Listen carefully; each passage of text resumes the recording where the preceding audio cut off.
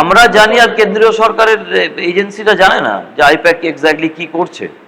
I-PAC নানা রকম মানি laundering করে যাচ্ছে in favour of Trinamool Congress and in favour of a particular family.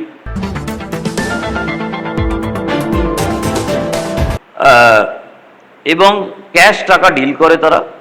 আগে একটা কলকাতা শহরে চ্যানেল আছে, তার তথাকথিত মালিকের পক্ষ থেকে এই ক্যাশ টাকা ডিলিংয়ের কাজ হতো।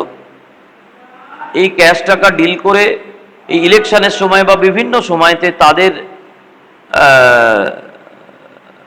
প্রেস স্টিকার দেওয়া গাড়িতে করে ক্যাশ টাকা ঘুরতো বিভিন্ন জায়গাতে। ইলেকশনের সময় তাদের তথাকথিত, আমি এক্স্যাক্ট ব্র্যান্ডিংয়ের নাম বলছি না, সবাই জেনে যাবে, তো সেই ব্র্যান্ডিংয়ের গাড়ি করে ক্যাশ টাকা ড্রপ করা হতো বিভিন্ন জায়গাতে নিজের দলের প্রার্থীদের জন্য, এবং অন্য দলের প্রার্থীদের কেনবার জন্য ক্যাশ টাকা ড্রপ করা হতো।